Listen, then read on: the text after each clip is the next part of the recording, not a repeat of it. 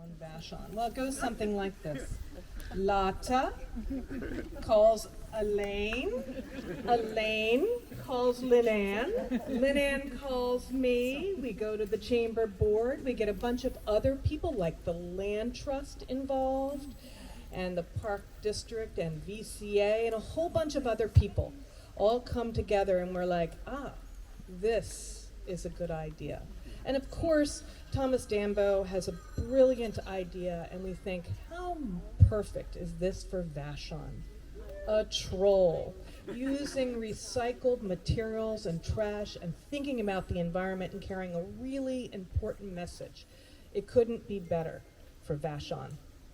So, I'm going to let everybody else tell you a little bit about why we have the troll here and how he came, but I just want to say that the reason we were so passionate about this troll is this is really about the Vashon community and bringing the community together. And I will tell you, it wasn't just about the steering committee or the fabulous artist in Thomas Dambo. It was about all the volunteers, all the people who came together to make Oscar happen.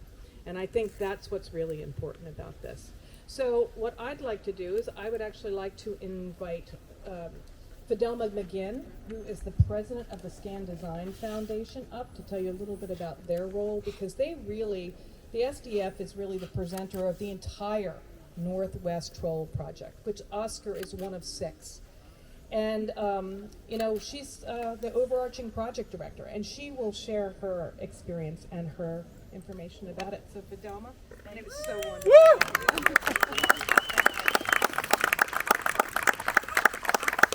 Hello, Vashonites. It's so lovely to be here on a sunny afternoon here in September. I'm glad the sun cooperated. So yes, I was just thinking about this notion of how do you take a project like this and who you need to contact and how do you assemble the resources to make it happen. And I will say, coming out here about 2, maybe 3 years ago actually with Lota, we were like, could this be something we could have on Vashon? This idea of a Thomas Dambo troll, could it be realized? And it really occurred to us that yes, it is so Vashon, and it had to be here. So when we were scouting out all of the different places for Thomas, we knew for sure something would have to happen on Vashon. And I'm so thrilled that you're all part of this experience. But let me take a step back and explain why our organization really wanted to bring Thomas to the Northwest. So I represent Scan Design Foundation. We're based in Seattle.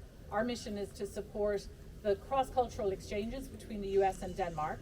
We met Thomas maybe 4 or 5 years ago, right before COVID, and we were wondering about how could we bring a little bit of the Danish sensibility around recycling and the circular economy and using resources efficiently to bring that message here to the Northwest, which was a very shared idea, very common value that we have with the Danes. So we decided to embark on this idea to do something that he had never done before. He wanted to have an exhibition, a series of his artworks in publicly accessible places. So he's done other commissions in botanical gardens or in different places where you have to pay an admission fee to see his work. What was really interesting about this project was to place his work in situ, in the environment, where anybody could come across these fabulous sculptures and enjoy them for their artistry, for their ingenuity in taking recycled pallets and putting them together in beautiful ways, and to honor the message of ensuring that we're protecting our resources. So while we were on that conversation, we scanned, 50 different places in Washington State and in Oregon, and we finally came down to 6 host sites that would say, yes, we're ready, we want to partner with you. And I want to really call out Elaine Ott at the Vashon Park District, because this was not the regular kind of thing that a park district would do, right? There are so many logistical elements, but for every obstacle that was presented, this team of amazing ladies got it done, and they overcame so many challenges. It was really a pleasure to work with all of you, so thank you for that. This, as Cheryl said, it's one of 6, but this was the most complicated and the most magnificent. The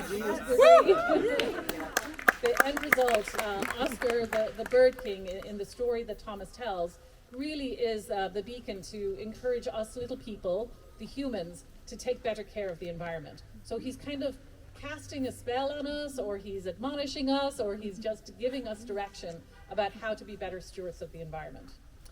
So as I say, there's 6 in the series. I hope you get to see all of them. The Northwest Trolls Way of the Bird King website will tell you how to get them. Some of people, I think, have been maybe to Lincoln Park. Have you seen Bruni Dune in Lincoln Park? Mm-hmm. Excellent. Oh, and we have many volunteers who have sort of been the troubadours that traveled with Thomas over the summer to do all the different community building engagement here. So if you've been a volunteer on this project or another project, thank you so much. Yes. I'm going to leave it to Linan to give all the thanks and the shout out for this specific troll. But we couldn't have done the whole series without a cross spectrum of partners, from our partners at the Allen Foundation, the Paul G. Allen Foundation, folks who donated materials, who gave us in-kind services, who helped us bring the squad from Denmark over here to the Northwest. So many people, when we asked, they said yes. And that was no exception here on Vashon. When any of the squad here asked, you said yes. So we couldn't have done it without that level of community participation. And I think speaking on behalf of Thomas, I know that's central to his work. He knows he can't do this alone. God knows there was how many 200-foot trees. He can't make a throne out of them by himself.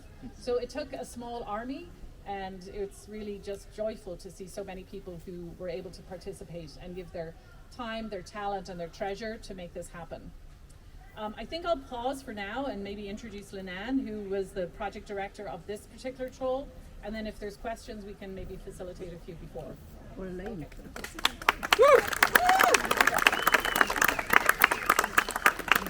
Hi, my name is Linan Palik. Can you all hear me even in the back? Get some nods, yay. So I was asked to say a few things about the project. I'm the specific Vashon Troll project manager, and I came on, right when we were scouting out all the spaces and where to put it. And I just want to, Amy said say it in a few minutes, and I'm not sure I can do that because it was such an epic experience, both for me and the volunteers. This project involved 275 pallets. That's what the fur and the legs and everything are part of. 26 logs that are, are you hearing this beep beep? 26 logs that were 18 to 24 inches in diameter and 18 feet long. So we had to haul those in there, and we had Nashi Orchards was clearing and doing some forest work, and they donated those. And I don't know how many pounds of recycled wood is in the Bird King. Last but not least, we had 70 volunteers, Vashon volunteers, offering hundreds of hours of time and skill, and for that we're really grateful. So Thomas's mission is to see trash as treasure, but it's also around community, and I feel like the piece of the build is the piece of the building of community. The generosity of our community in terms of money and time was really heartwarming, if not totally overwhelming. There were last-minute spontaneous requests, and if you're from Vashon, you kind of know this sort of happens. Facebook is a great means. And I remember a couple examples. At 10 o'clock at night, I was talking to Santiago about the truck that had died, and I put a Facebook call out, and I said, I need a mechanic on Sunday. Nothing's open on Sunday, right? But by Sunday, 9 o'clock, I had a mechanic who was opening up his own personal shop to help Santiago. We also, it was a last minute, it was a request about the Madrona for the beard. He was still figuring things out for the beard, and we asked for a Madrona, and we got truckloads of Madrona within a day. Small business owners, such as Minglement, donated and made sure we had coffee every morning, and Kobos made sure we had some beer. Nashi made sure we had some cider. And the Island Queen made sure the guys had some tokens for ice cream. This was all just things that they offered up. The thing that was really amazing and probably the most impressive about the process is really how Thomas was here every day. He was managing his crew, he was managing the volunteers. So we had anywhere from, per session, 10 volunteers, and we had 2 sessions a day. He had 15 crew, and whether or not, but we had 2 trolls built at the same time. The Ballard troll was in our parking lot being built by a crew, and our troll was being built. Ballard was not able to do their troll on their site, and they asked, and we hosted and welcomed them, and actually all the volunteers worked on all of them. So we had, if you saw that troll in the parking lot when you were going by, that's going to be completed tomorrow in Ballard. So that's why we had 2 trolls at the same time and had Thomas's full crew of 15 people. The crew was amazing in how they welcomed everybody, including our site manager, John Whalen. No matter what skill level, somebody was doing something, and they always found somebody to do something, including me, who was doing a little bit of the build itself too. They were welcoming. They, were able to really get everybody at their different skill level. The process of building the troll itself is we do have designs. Obviously, we had engineering designs to get our permit and everything. But it's an installation that's site-specific. There needs to be a lot of improvisational because we didn't even know the topographical of the area until we cleared it. And Thomas didn't see it until he walked in. He's using recycled materials, so they're not consistent. He's asking for logs. We didn't know how big or how long or how whatever. They give us a material list. So it was while the troll had its design, there was so much improving design on the outside of it that they did really sporadic, in the moment. For example, those lovely benches are there because we had extra logs. So those are built to have, as we saw, we had a few extra logs, so he built those. The bird houses, we built over 200 bird houses. That's a lot of things that the volunteers did. And he came up with those posts also as it was coming.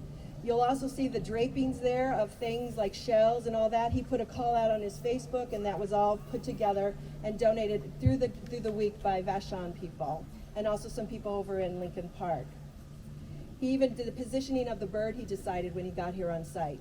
So a site installation with recycled, there's a lot of fix, but there's a lot of variation, and it was really amazing to watch him in his process. Even the thumb that's curled under with the point, listening to his two of his builders debate about how that thumb was going to be built to make it right. That's the thing that Thomas does. It makes these so special is those little details when you see the thumb or the crown and all those, the very thoughtful process that they were doing to make Oscar a creature and a being. Let's see, I think I got all that. I'm going through my little list here. But most of all is Tomas, and if you saw him at VCA when he spoke, he has such a spirit about him that's very light and childlike, and he keeps that. If you want to continue to follow him, you can follow us on Facebook or on Vashon Troll, but also he has his website, and also they talked about the northwesttrolls.com website, which is the overall 6. I do definitely want to thank the Vashon community for all its support. And there's one thing that Bardwa, who was our lead for the build here for the Vashon Troll, one day he was talking to me and he said, people have asked me, what's my best tool? And he says, my team. And I feel the best tool we had to build this troll was our volunteers and our whole Vashon community who really stepped up for that. And for that, I'm really thankful. So, thank you so much, everyone. So I'm going to introduce Elaine, who opened up. We had a lot of conversations about different things. Elaine Rochefort from the Parks District. Yeah. I'll wrap this up and make this pretty quick. So I am Elaine Ott Rochefort, the Executive Director with the Vashon Park District. Just telling you a little bit about how this came to be locally, kind of give you a little local flavor on this.